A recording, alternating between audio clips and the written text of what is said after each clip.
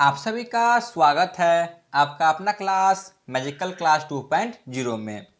तो आज हम लोग देखेंगे भारतीय राष्ट्रीय आंदोलन 1905 से 1919 तक।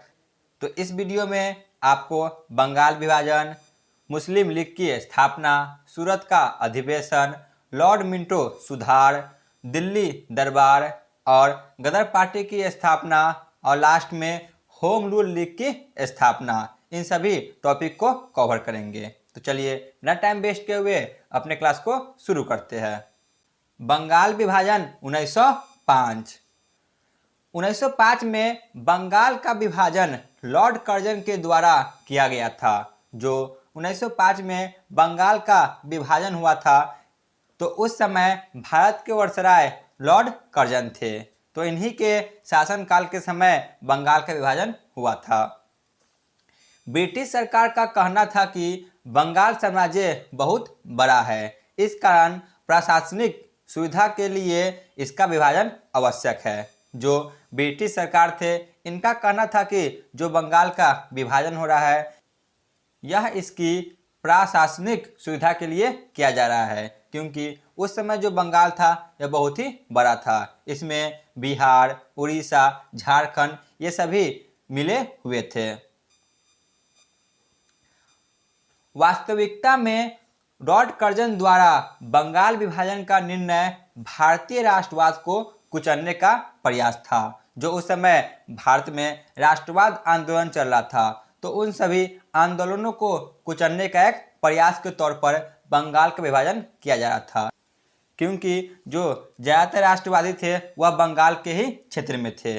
इसीलिए राष्ट्रवाद की भावना को कुचलने के लिए इन्होंने बंगाल विभाजन का निर्णय लिया था।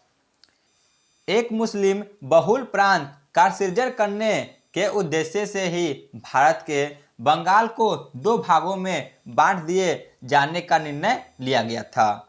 यह अंग्रेजों की फूट डालो राज करो वाले नीति का ही एक अंग था, क्योंकि बंगाल को हिंदू और मुस्लिम दो संप्रदाय के हिसाब से बांटा गया था।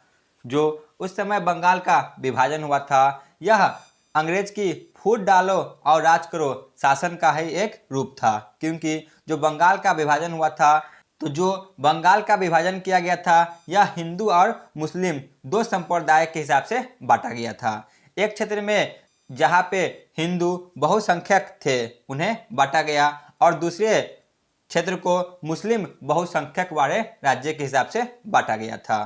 तो यह अंग्रेजों की फूट डालो और राज करो की नीति का ही एक अंग था। तो चलिए देख लेते हैं बंगाल विभाजन तिथियों में कि बंगाल का विभाजन किस प्रकार हुआ था। तो 3 दिसंबर 1903 को बंगाल विभाजन का प्रस्ताव ब्रिटिश संसद में रखा गया था।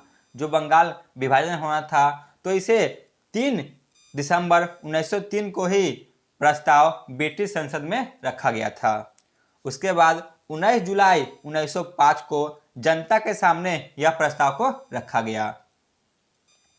उसके बाद 20 जुलाई 1905 को समाचार पत्रों में विभाजन की घोषणा प्रकाशित की गई। इसके बाद 7 अगस्त 1905 को बंगाल विभाजन का विद्रोह प्रारंभ हो गया और 16 अक्टूबर 1905 को बंगाल का विभाजन हो गया। ठीक है ना। तो यह था बंगाल विभाजन तिथियों में। तो एक बार और क्विक रिवीजन देख लेते हैं। तो सबसे पहले 3 दिसंबर 1903 को बंगाल विभाजन का प्रस्ताव ब्रिटिश संसद में रखा गया।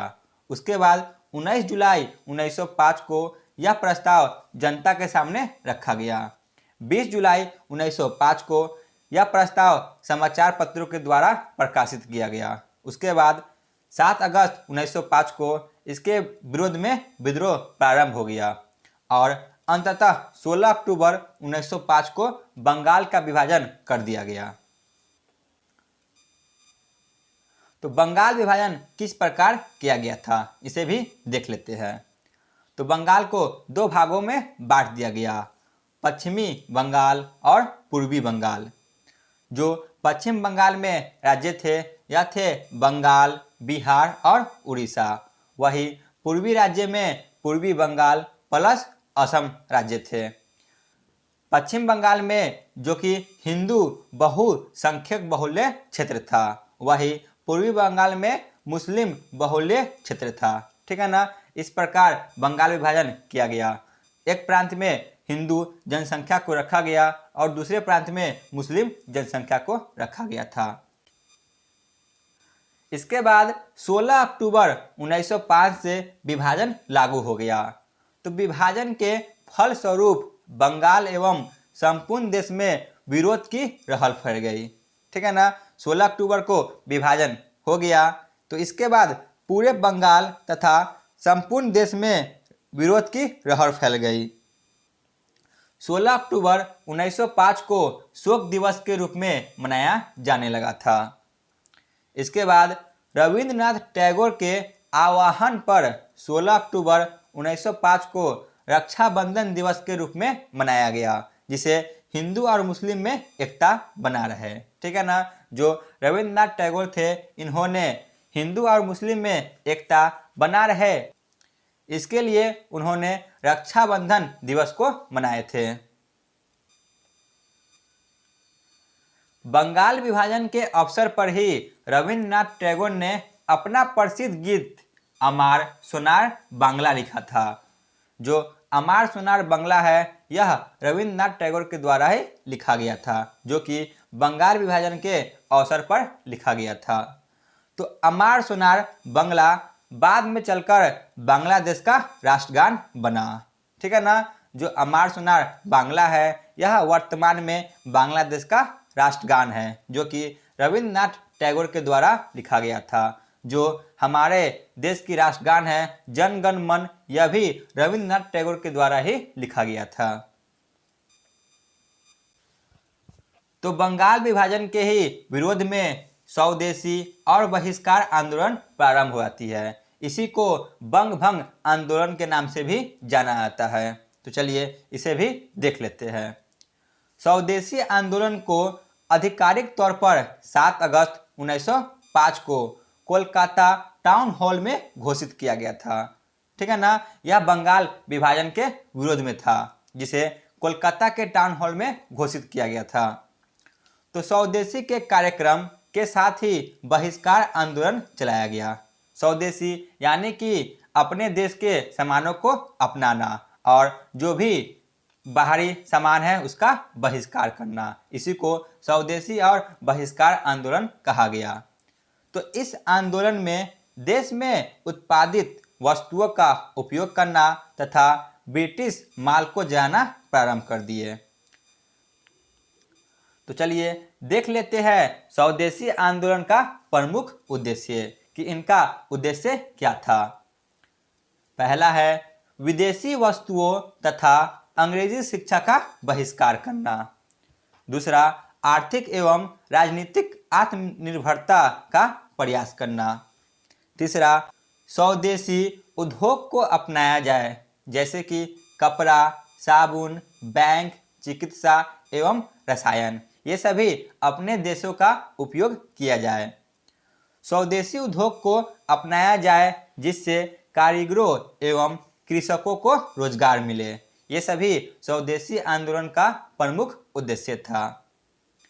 परंतु जो पूंजीपति और किसान एवं बहुसंख्यक मुस्लिम समुदाय थे, यह स्वदेशी और बहिष्कार आंदोलन से अलग रहे।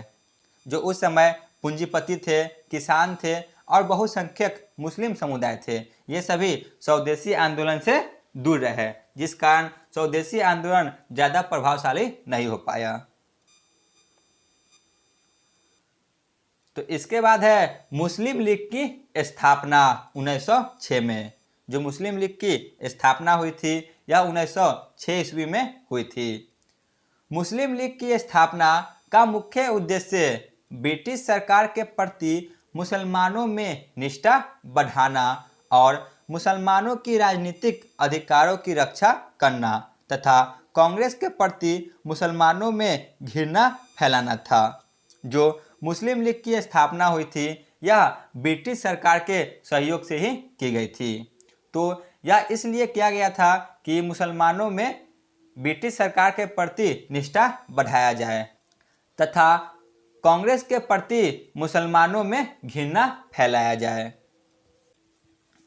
मुस्लिम लीग की स्थापना 1906 में आगा खान, ढाका के नवाब सलीम उल्लाह और नवाब मोहसिन उल मुल्क के नेतृत्व में हुआ था। जो मुस्लिम लीग की स्थापना हुआ था यह तो बांग्लादेश की वर्तमान की राजधानी ढाका में हुआ था। तो इसकी स्थापना आगा खान, ढाका के नवाब सलीम उल्लाह और नवाब मोहसिन उल मुल्क के द्वारा किया गया था। मुस्लिम लीग की स्थापना के लिए इसकी बैठक वर्तमान बांग्लादेश की राजधानी ढाका में हुई थी। इस समय भारत के वायसराय लॉर्ड मिंटो द्वितीय थे, ठीक है ना। जो उस समय भारत के वायसराय थे वह लॉर्ड मिंटो द्वितीय थे। इन्हीं के सहयोग से मुस्लिम लीग की स्थापना की गई थी। मुस्लिम लीग ने केंद्रीय, प्रांतीय व स्थानीय निकायों में मुसलमानों के लिए पृथक निर्वाचन मंडल का मांग किया था। मोहम्मद अली जिन्ना 1913 में मुस्लिम लीग में शामिल हो गए। जो मोहम्मद अली जिन्ना थे यह 1913 में मुस्लिम लीग में शामिल हुए थे। इसके बाद है सूरत का अधिवेशन 1907। 1907 में कांग्रेस के सूरत अधिवेशन में कांग्रेस का विभाजन गरम दर और नरम दर में हो गया। जो कांग्रेस का विभाजन था यह दो शक्ति में बट गया, पहला नरम दर और दूसरा गरम दर। तो उग्रवादी नेता लाला लाजपत राय को कांग्रेस का अध्यक्ष बनाना चाहते थे, जबकि उदारवादी नेता रास बिहारी घोष को कांग्रेस का अध्यक्ष बनाना चाहते थे।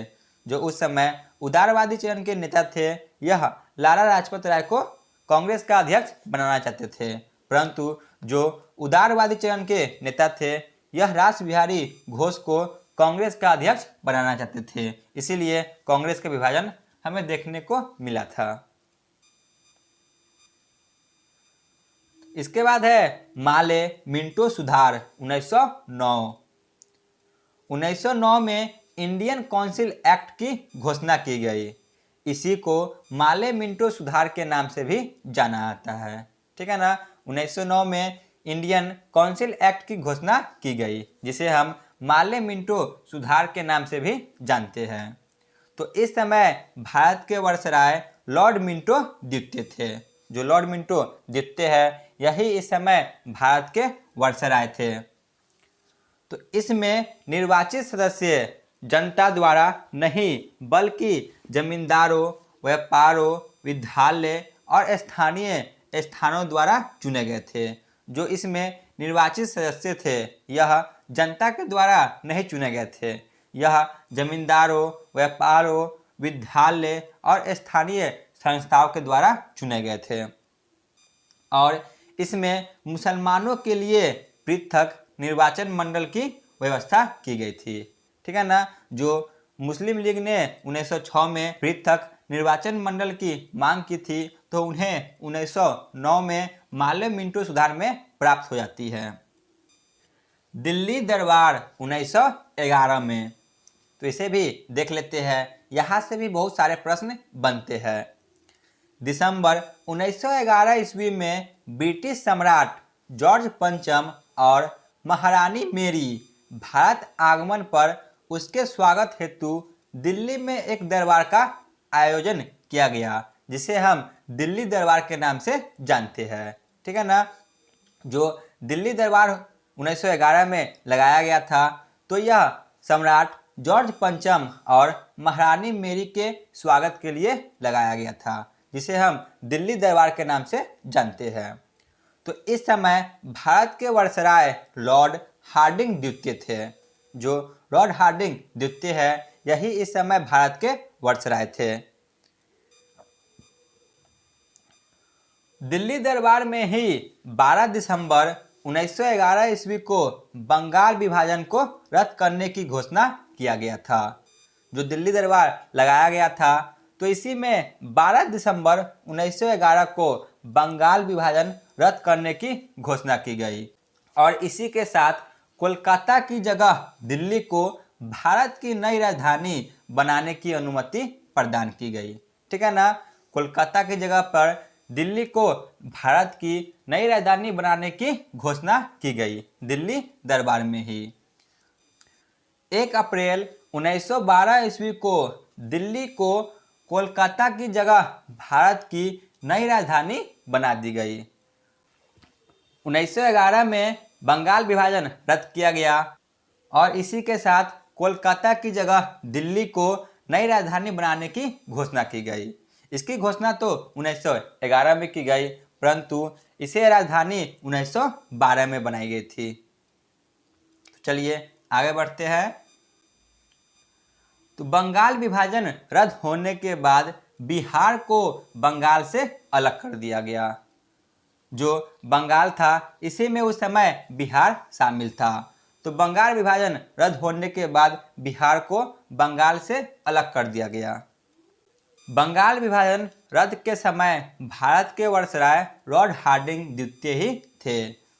जो लॉर्ड हार्डिंग द्वितीय है यही उस समय भारत के वायसराय थे। इसके बाद है गदर पार्टी। तो गदर पार्टी की स्थापना अमेरिका के सैन फ्रांसिस्को में 1913 ईस्वी में लाला हरदयाल और सोहन सिंह भाकना के द्वारा किया गया था। जो गदर पार्टी है इसकी स्थापना भारत में नहीं बल्कि अमेरिका के सैन फ्रांसिस्को में की गई थी 1913 ईस्वी में, और इसकी स्थापना लाला हरदयाल और सोहन सिंह भाकना के द्वारा किया गया था। इसके बाद है 1916 कांग्रेस के लखनऊ अधिवेशन की अध्यक्षता अंबिका चरण मजूमदार ने किया था। जो 1916 में कांग्रेस का अधिवेशन हुआ था तो इसके अध्यक्ष अंबिका चरण मजूमदार थे। कांग्रेस के लखनऊ अधिवेशन में नरम दर और गरम दर एक साथ मिल गए। जो कांग्रेस का विभाजन 1907 में हुआ था सूरत के अधिवेशन में, तो 1916 में कांग्रेस के अधिवेशन में यह दोनों आपस में मिल जाते हैं, नरम दर और गरम दर। और साथ में ही कांग्रेस के साथ मुस्लिम लीग भी मिल गए थे। जो मुस्लिम लीग है यह भी इनके साथ 1916 लखनऊ अधिवेशन में मिल जाते हैं। इसके बाद है होम रूल लीग आंदोलन 1916। होम रूल लीग की स्थापना एनी बेसेंट और बाल गंगाधर तिलक के द्वारा 1916 में किया गया था। जो होम रूल लीग आंदोलन है इसकी स्थापना 1916 में की गई एनी बेसेंट और बाल गंगाधर तिलक के द्वारा। तो मद्रास होम रूल लीग की स्थापना एनी बेसेंट के द्वारा किया गया था। वही पुणे होम रूल लीग की स्थापना बाल गंगाधर तिलक के द्वारा किया गया है। तो आज का थ्योरी क्लास यहीं पे समाप्त होती है। तो चलिए चलते हैं प्रीवियस ईयर क्वेश्चन पे। पहला प्रश्न है बंगाल विभाजन के समय भारत के वायसराय कौन थे?